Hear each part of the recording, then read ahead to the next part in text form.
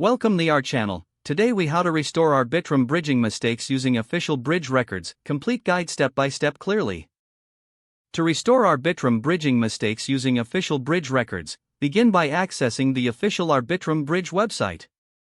Ensure you have your wallet connected to the site where the original bridging occurred.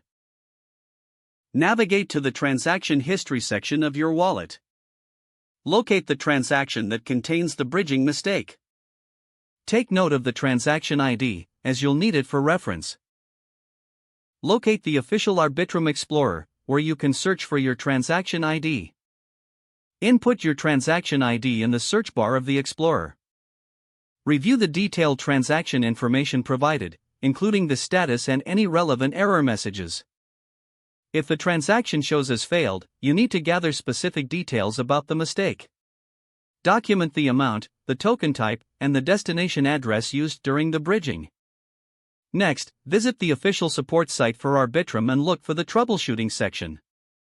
Check if there are any specific procedures for your type of bridging error. If necessary, fill out the support form providing all the documented details from your transaction. Make sure to include relevant screenshots, such as the transaction ID and any error messages. After submitting your support request, keep an eye on your email for a response. If your situation requires immediate action, consider joining the official Arbitrum community forums. Engage with community members who may have experienced similar issues for potential solutions. Follow any instructions provided by the support team carefully and maintain communication for updates. Once the issue is resolved, double-check your wallet to confirm the restored funds in your account. Finally, document your process for future reference so you know how to handle similar situations. If the page does not load, refresh the browser or try again in a private or incognito window. Make sure you are using the correct email address, then retype it carefully to avoid small typos.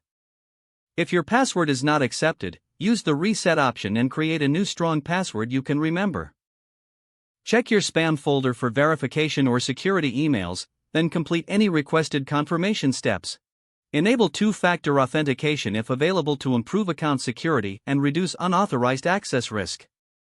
After signing in, review your profile details so your contact information and settings are accurate and current.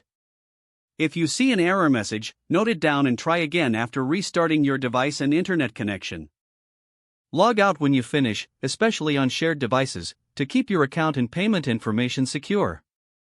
Don't forget to like this video and subscribe to our channel for more step-by-step tech guides.